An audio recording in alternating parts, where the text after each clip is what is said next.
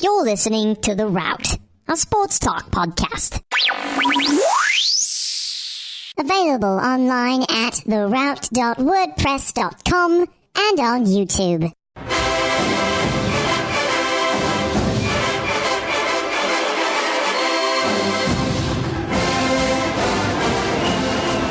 Welcome into another edition of our Husker football podcast here on The Route. It has been a very long time since we have had one, about almost a month here, but glad to have myself, Ryan Swanigan, Brent Bonfleur with us, and of course, I think maybe either the last time or the second to last time. Let's go second last time, just to make him come back on the show again. Wow, I feel good.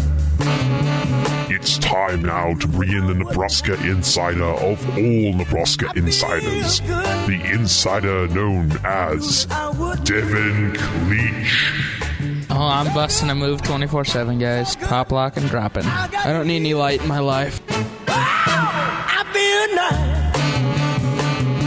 Our time with Devon is growing short.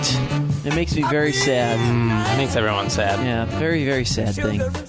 But what's not sad, depending on how you look at it, is Nebraska is going to a bowl game. Mm-hmm. Believe that or not, however you want, they're going to a bowl game. And that means that Devon Kleich gets to have a week-long vacation in some remote place, this time at Santa Clara. And your excitement level is? It's exciting. It's going to blow the roof off this place here pretty soon. You know? Graduation's right around the corner, and it'll be a nice vacation right after that. So there you go. Now, what happens if UCLA blows out Nebraska? I still spend a week in California. I hardly think that this is losing is a possible scenario for Devon. Yeah! No, I mean, not really. I mean, yes, I'm a Husker fan, but they win. You know, they win. I rarely go on vacation, so it's going to be something really nice. Might get to see my uncle that I haven't seen in probably 5 years that lives out there. So wow, there you go. That's awesome. Yeah. Before we get into that and taking a look at that preview and that game coming up, Nebraska and UCLA, again, another matchup against the Bruins, this time in a bowl game. Let's go. I want to go back first and go back to the Iowa game, Nebraska's final regular season game of the season at Memorial Stadium. That was, and I was there. I was actually at this game, believe it or not, sitting in the cold with the rest of Husker Nation and Hawkeye Nation, which was very annoying at times. I'm sure they felt the same way, Ryan. Yeah, well, they're in hostile territory. But they were in our dojo, so exactly. They should understand. A very, very interesting game, and one that I didn't really have the stats for at all, except knowing the down and distance, the score, and how much time was left.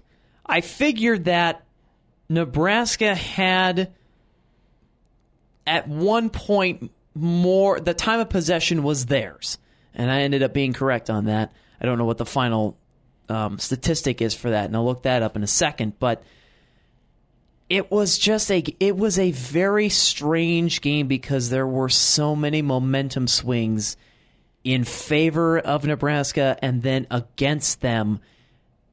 And quite honestly, the pick six at the 4-yard line in Nebraska territory for Iowa on defense, I thought for a few minutes that would be, all right, there's the dagger. This game is over right then and there in, the second quarter, I guess, is when that happened. Did it feel that way to you, Devon? Because it felt that way, but then Nebraska just, they kept battling. They kept on fighting because they kept getting the football. Well, the thing about it is, I just felt that the entire game, starting off, it was a typical Nebraska-Iowa football game. Cruddy weather, it was cold, windy, and these two teams are going to have to run the ball for it to work. And Nebraska kind of this season has really gotten away from running the football. And at the beginning of the game, I kind of just felt that Nebraska was just making too many mistakes, and that eventually it's going to, they're going to shoot themselves in the foot. And they did. Tommy threw, 4 picks. And Iowa they're a team that doesn't make mistakes. They're mentally sound. They run the ball well. On offense. Which they didn't really run the ball all that well against Nebraska. They had 2 big plays. They gave them touchdowns. But most of those were created off of turnovers from Nebraska.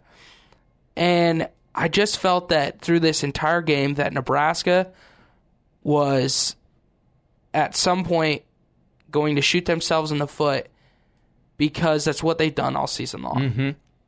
No score after the end of the first quarter. That was something else that really, really surprised me in this game. And good old Big Ten football. Exactly. And again, I go back to these stats that are just absolutely incredible. Nebraska had 433 total offensive yards in that game. Iowa had only 250. 250 total offensive yards. The time of possession was ungodly uneven, favoring Nebraska 36 minutes to Iowa's almost 24 minutes. And yet, it's been the story of the year. The turnovers. Nebraska had too many turnovers. They had 4 interceptions given up by Tommy Armstrong. I don't believe there were really any fumbles. It was all Iowa fumbles. That's what how Nebraska kept getting chances, was the Iowa fumbles. But then still, a couple of them were sent, I know one for sure was given back off of a penalty. So, they were still shooting themselves in the foot off those Iowa fumbles. Yeah. It just, every time Nebraska got a chance, they couldn't get it done. And that's really, I think, what just as the game wore on, the momentum slowly started to get depleted, and it just felt as if it was really almost overwhelming. Every time Nebraska had a chance, I remember Nebraska scores a touchdown in the third quarter, and they make it a 21-17 game.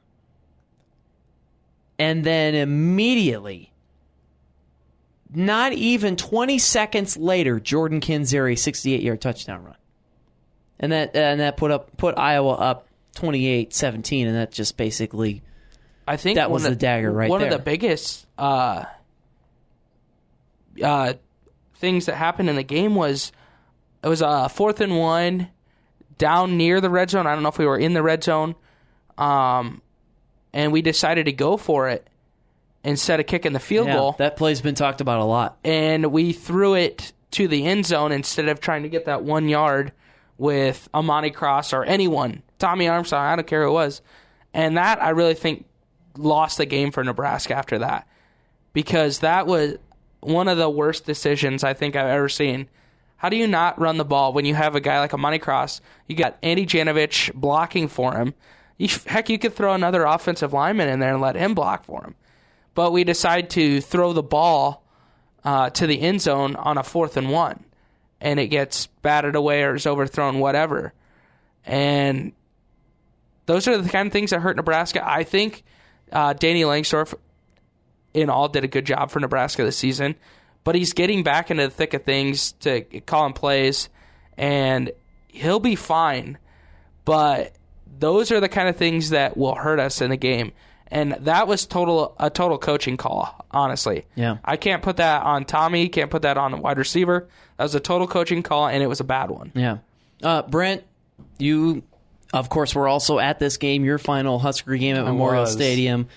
Like me, you got to witness a Nebraska loss that was really crushing because, one, it was Nebraska taking on the rival in Iowa. Right. And it was, as I just said, the last home game at Memorial Stadium that you would have in the press box. But getting to the game itself, what were your thoughts? What did you feel as far as this game going forward, or going through this game for Nebraska, trying to somehow pick up a lead and somehow get in front of the Hawkeyes, but eventually ending up unsuccessful? I think this game played out exactly how it was supposed to. Everyone said, Iowa hasn't played anyone. Nebraska's big brother. They're still little brother, even though they're undefeated.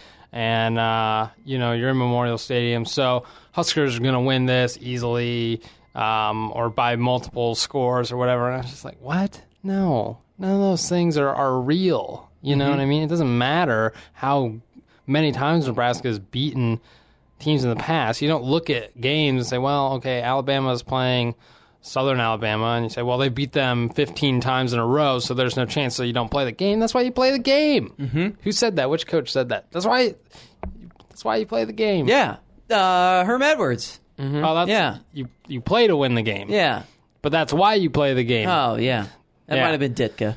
Yeah, if probably. All else I don't know fails, who it is, but Ditka. I mean, come on. Anyone outside of Nebraska probably thought this is the way this was going to play out. Mm-hmm. I don't think too many other people thought Nebraska was going to win. I think they thought it would be close, and it was. It was a good game. Nebraska could have honestly easily won that game by 2 touchdowns. Mm-hmm. Yeah, right. Well, and they could have. I'm not bashing on Nebraska here. They played well, and they could have won even in the situation, in the way things played out. If they just need one more touchdown, 2-point conversion, well, then it's overtime. But still, you get what I'm saying. They could have won anyway. But I think in the grand scheme of things, this is what Vegas predicted, right? This followed the books, this followed the numbers, this followed the script of how the seasons for these two teams unfolded. So it wasn't really surprising to me, although after BYU, nothing really surprised me this season. Of course, yeah. It was kind of like, okay, well, they're down 21 points in the fourth quarter, so most likely they'll come back, or they have a 3-point lead with, a minute left, so they're most likely going to lose. It was just kind of like nothing really surprised you anymore. So it didn't surprise me at all that this is the way it turned out. I don't think it's a bad thing for Nebraska to lose to an undefeated team, even if it's Iowa. Just, they've lost one game now, barely, to a playoff team. Otherwise, they'd be a playoff team, and they'd still be undefeated. Yeah. So, this game is not a big deal. People are like, oh, you got to beat Iowa, you got to get to 6-6. No, stop. You weren't supposed to win this game, and you didn't. It's fine. Something interesting to note for Nebraska as we kind of take a look at the season as a whole here.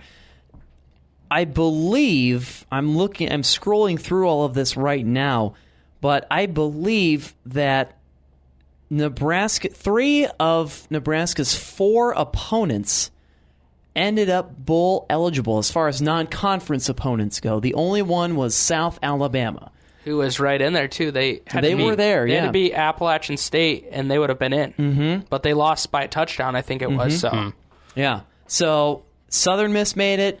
BYU definitely made it. They ended up 9-3. They're taking on my Utah Utes. Ooh. Yeah, good matchup. That's going to be in the Royal Purple Las Vegas Bowl. Good matchup. That will be a good game. Yeah, and of course, cannot forget Miami. Right. And that thrilling made a bowl game. That thrilling game, Devon Kleich and his party that he had down there on South Beach on the yacht in the ocean with all the other tangibles. I can't tell you about that. Yeah. They ended up 8-4. Yeah. And they're taking on Washington in the Sun Bowl. And they fired their head coach. Exactly. And yet they ended up 8-4. Mm-hmm. So it's funny to see and the Wisconsin season is what, 8-4? Or 9-3? Wisconsin, I think, is 9-3. Yeah, Northwestern's what? 10-2. Yeah, Northwestern had a phenomenal season, 10-2. You go into some of these other Big Ten teams. Obviously, we know Michigan State and Iowa. Yeah, I mean, they're in. The only one Purdue's I believe, bad, Purdue, but Illinois is. I don't know. Illinois didn't get in. They did not. Okay, but they were one of those teams like Nebraska that had a shot at 5-7. So they're in the same boat. So. I think, and I believe that's pretty much it. Rutgers was bad. They are not in. Yeah, Rutgers and Purdue are bad, and Minnesota made it in at 5-7. Minnesota's in a bowl game. Made it in, yeah. So a lot of Nebraska's opponents, I think we've counted four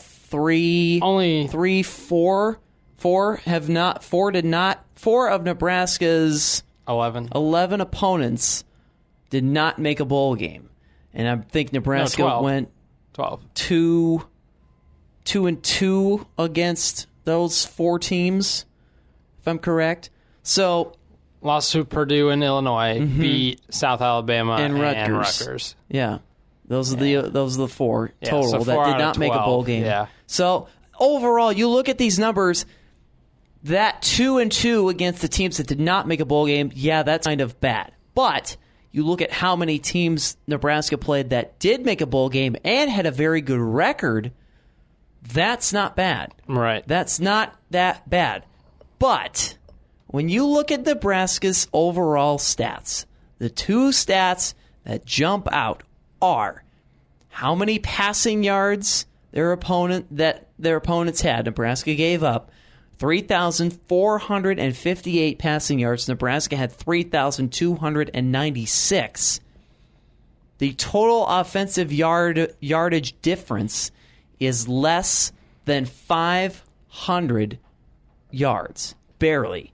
5,310 for Nebraska, 4,819 for their opponents. You're shaking your head, Devin, and then that's kind of the reaction that everybody has.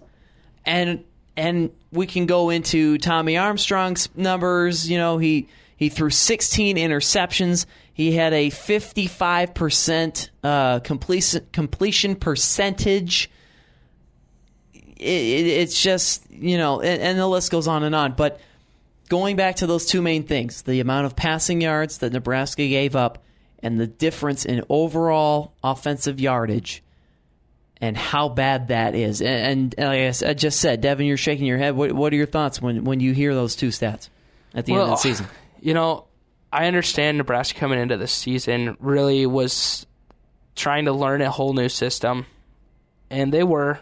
And throwing the ball, something Nebraska has not done in a long time. It's been, you know, run the ball, maybe do play action, run the ball. And Nebraska a lot of people are upset about it, Nebraska getting away from running the ball. And at times we really struggled to run the ball this year. But at times we could run the ball on anyone.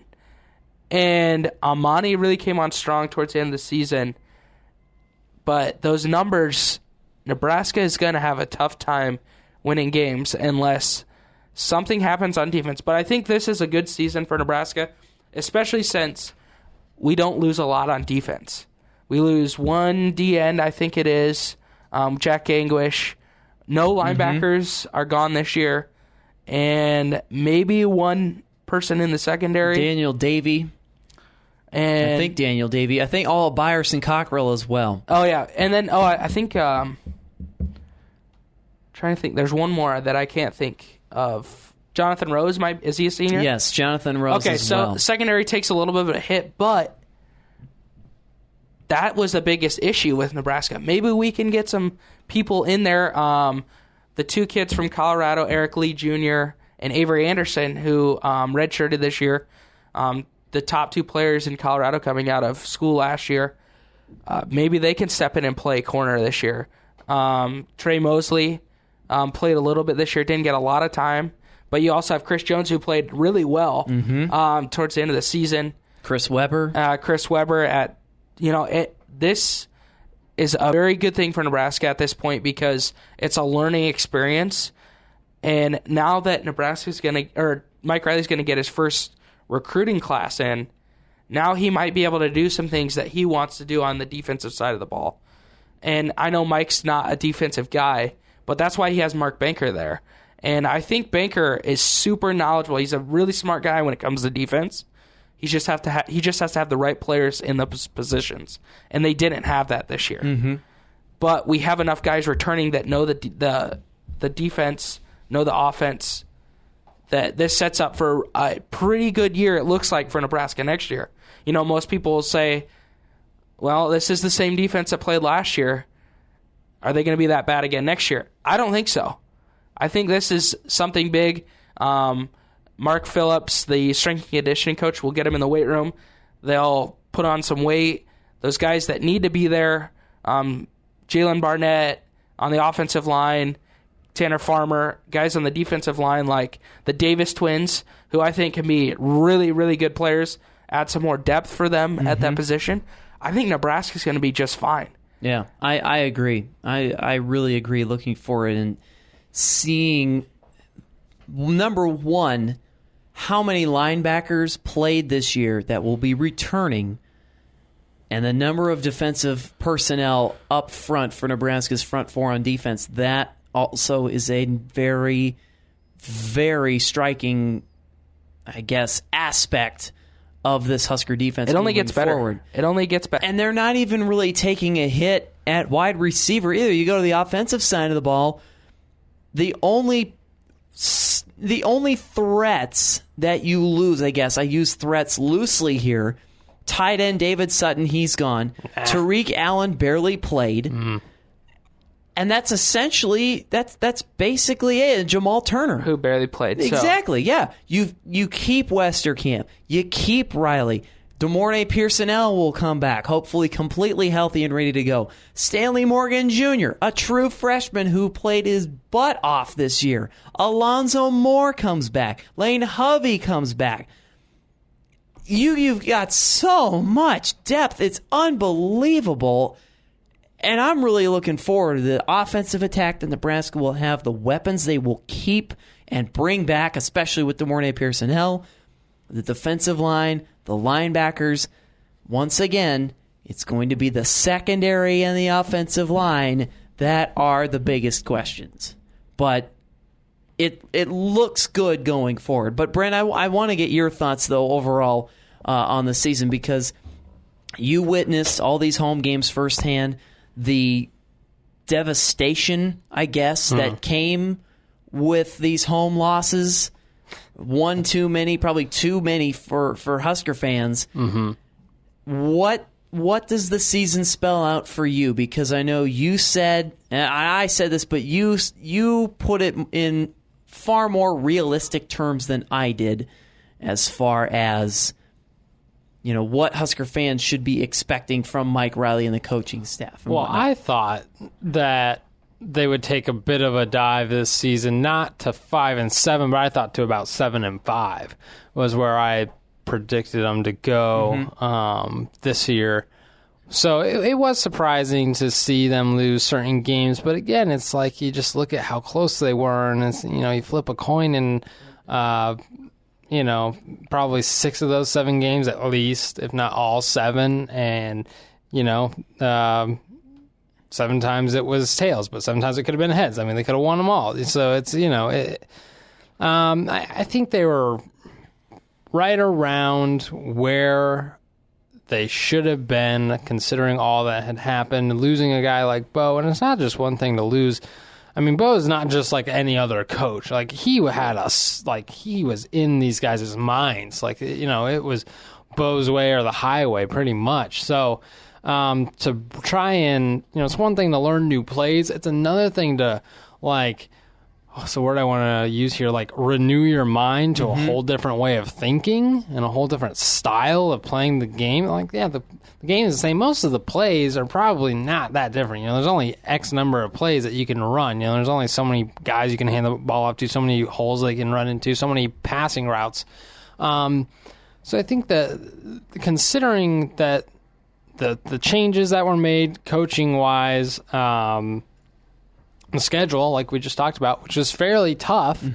And then the biggest thing just being the culture change, which don't tell me that doesn't have an effect. It most certainly does. That's why you see coaches can come into places that have been terrible, programs that have been terrible, and completely turn them around. Yeah. Florida, my Florida Gators, I know I bring them up all the time, but that was a huge turnaround for them this year, and that was because of the culture that Jim McElwain instituted. And yeah, their offense got a little better, but it was mostly just the culture of the coaches. And it's not, I hear a lot about teams taking on the personality of their coaches, which is, to me, really doesn't exist and is kind of stupid because people are like, well, Mike Riley isn't like Bo and trying to like punch out the officials. Mm-hmm. And so because he doesn't have that fire, his players don't play with that same fire. It's like the dumbest thing I've ever heard. Because you don't take on the personality of your coaches. You take on the mindset that they instill in your players. And what's Coach Riley's mindset? The best coaches most of the time are not getting, they're not frantic on the sideline because that means that you've lost control of the game. You're not a volcano. It means you've lost control of the game. Yeah. And the best coaches prepare to never lose control of the game. Bill Belichick, when have you seen, these guys get excited and fired up, and they'll yell at refs every once in a while. So there are, of course, exceptions. Jim Harbaugh's an exception. He gets fired up all the time, but he still is a great coach. But most of the best coaches don't act like that because they, in their mind, they're like, okay, well, this went wrong, but I've prepared something to counter it, and I know what to do now.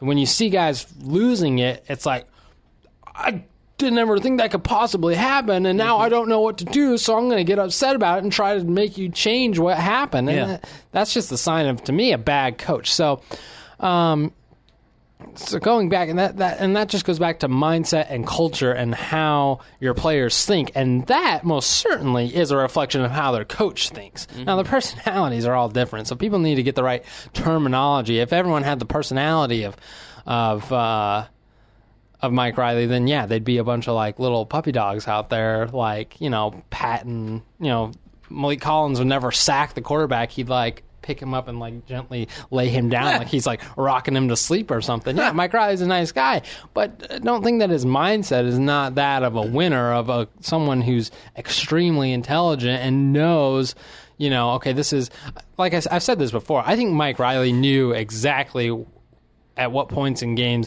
his team was going to win and when it was going to lose. Now, sure, there are some things that catch you by surprise.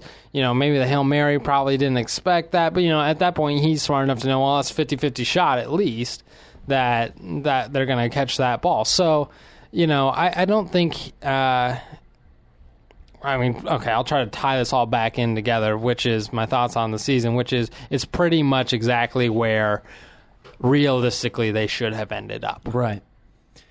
Going into, I guess, tying up some loose ends here before we wrap things up and take a look at Nebraska, UCLA. Nebraska finishing, as we said, 5-7 on the season, 3-5 in conference play. They finished 4th in the Big Ten behind number 1 Iowa, Northwestern, and then Wisconsin in the Big Ten West standings, in front of Illinois, Minnesota, and Purdue. Illinois and Minnesota all finishing 5-7 on the season and 2-6 in conference play. Purdue's only conference win was against Nebraska earlier in the season. Believe it or not, the Boilermakers finished 2-10. Mm-hmm. So now, in a perspective sense of things, the loss to Purdue probably, you can argue, is one of the worst losses in Nebraska history. Yeah, it's bad. It's pretty devastating. But that just means that Nebraska has a good history. Exactly. Moving forward, Nebraska does, as we have said, have one more game to play against UCLA in the Foster Farms Bowl.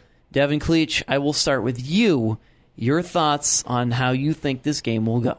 Well, first of all, I hear it all the time. A lot of people say Nebraska shouldn't be here because they're 5-7. They're not 6-6.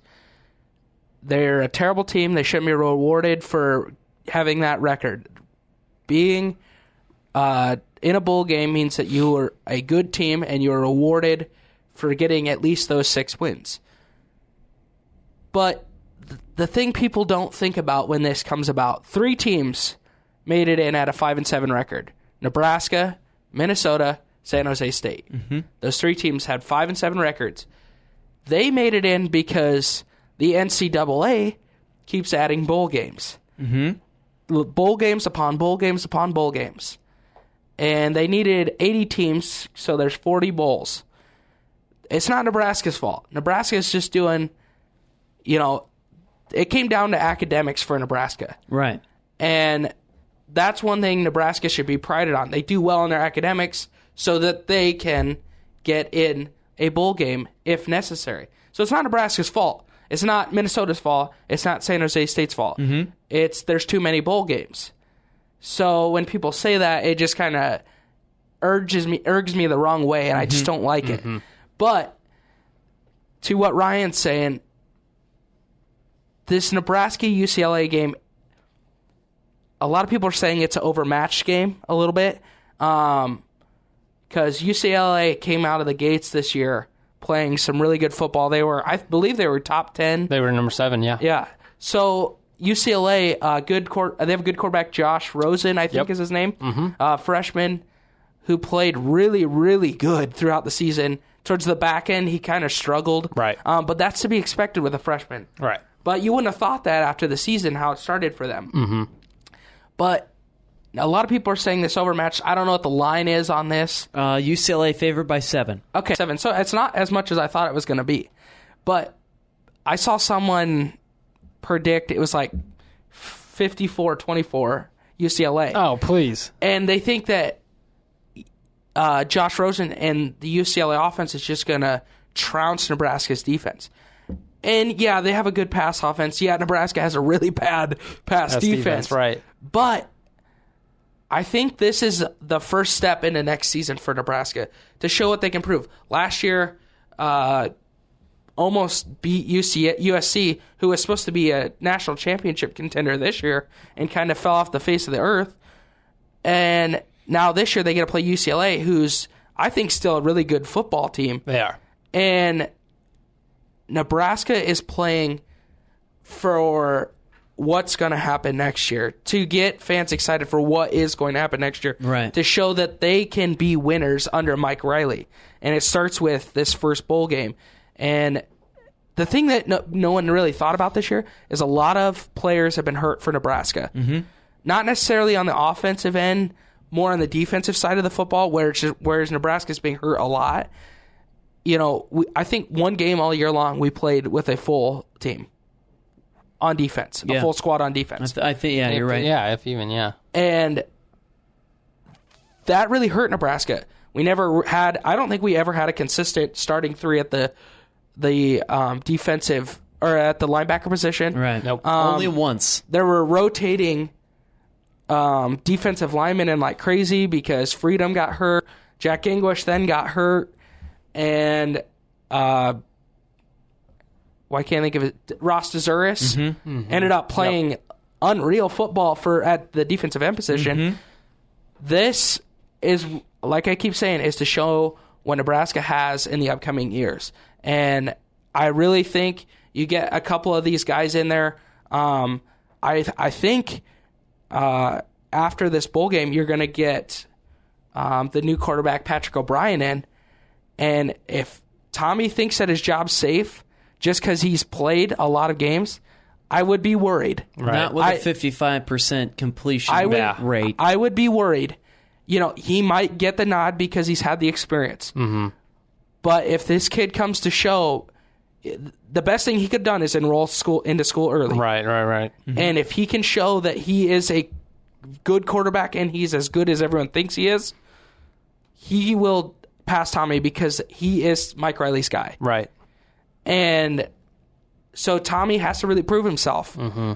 This bowl game, into spring practice, competing with, because I know Patrick O'Brien's going to compete with him. Oh, yeah. As much as possible. Right. I know Nebraska would love to redshirt him to keep him for that extra year, but he's going to give Tommy a run for his money. And if he's playing good enough coming out of the spring game into fall camp, look out, because Tommy might not be a starting quarterback in Nebraska next year. Yeah, I think that's the best thing probably that could ever happen to Tommy Armstrong, because now to have a young guy like that that's going to push you. Can you imagine being Tommy Armstrong and then sitting as a backup your last year at Nebraska with all that you've gone through and everything? Oh, yeah. Can you imagine how bad that would feel? So I think, hopefully, it will, light a fire under him to get him going. And if he is playing, if this raises his level of performance to where, to the good Tommy level, which there's the good Tommy and the bad Tommy, right? We've seen both. Yeah, right. If he can consistently be good Tommy, I don't think there's any doubt this is his team. But he hasn't done that, so there's no reason to believe that he will. But there's a shot now with some competition, because he never really had real competition either. No. What was the kid, number 6, Zach Darlington? There's people like, Zach Darlington. I'll take him. No. So now he's got some real competition. Like you said, I think it's it's coin toss right now. We'll see how they both do in practices and stuff. But spring game will be pretty interesting game to watch. That's why I say the nod right now. If you're looking at it, he plays well. He's Mike Riley's guy. Right. Tommy's not. Yeah. So plus he could get the nod. Yeah, I think it's interesting. And going to UCLA, they are a very good team. I mean, you don't get to number 7 in the country with a freshman quarterback. It's not just Josh Rosen. Yeah. They're good. And actually, people say, like you said, that score prediction, which is completely ridiculous, because the reason their passing offense can be so good is because they have a great running back in, what's his first? Is it Paul Perkins? I can't remember what his first name is. I think it's like, it rhymes, or not rhymes, but, there's like, whatever. It starts with a P, I think. His last name is Perkins, their running back, who's had like 1,300 yards, which, Paul Perkins, yeah. You're right. Okay, yeah, I thought it was Paul. So when you look at that, you're like, well, Derrick Henry has 2,000. Well, yeah, that's Derrick Henry. He's going to win the Heisman. That's because they run the ball down there. Right, yeah. He ran it 90 times in the past 2 games. The Pac-12, you throw the football. Exactly. And this guy's still got 1,300 yards, and that's what sets it up for them. So they're used to having him have his way on the ground as well.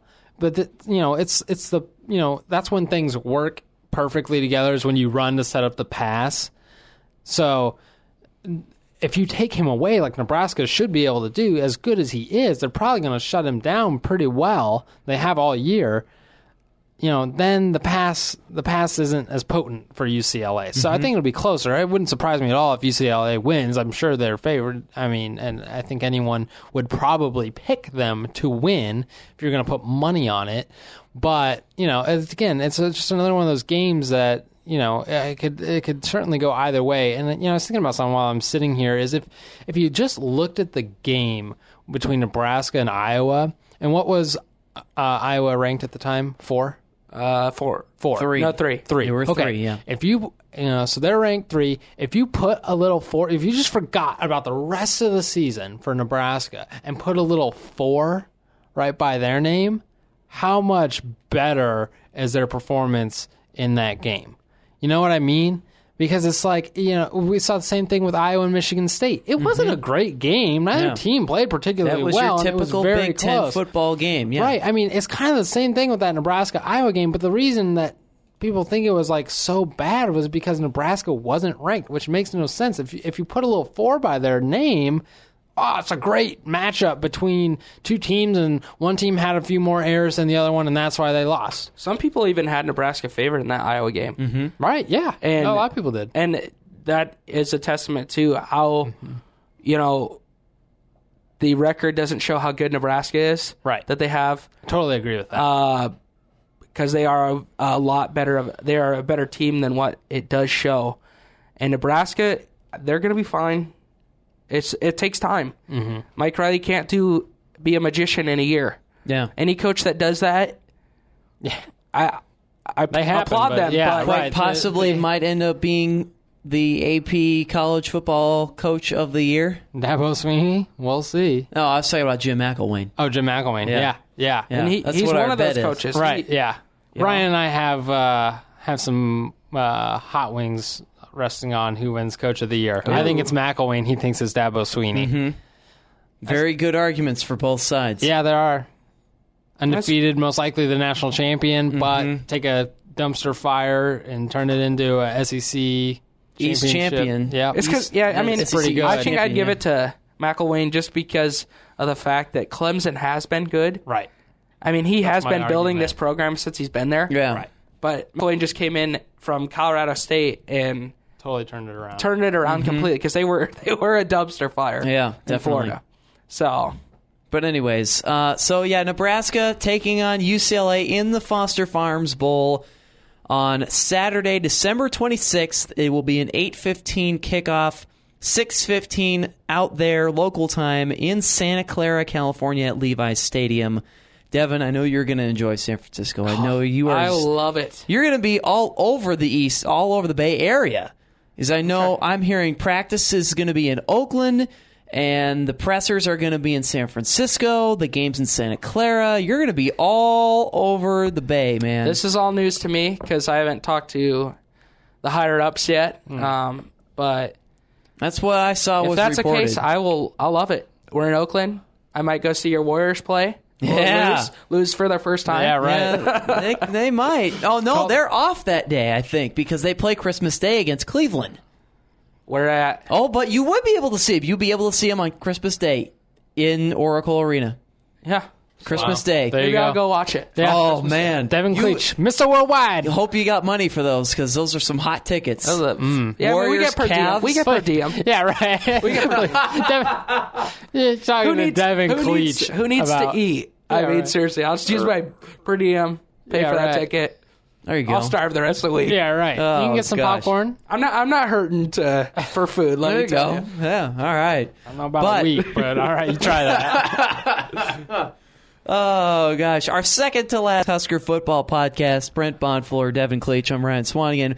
We will have one more recapping the bowl game, taking a look at how that all shook out for Nebraska, and looking ahead. We'll look ahead a little bit more with Nebraska's future and what we can expect from this team going forward, as well as Mike Riley and the coaches.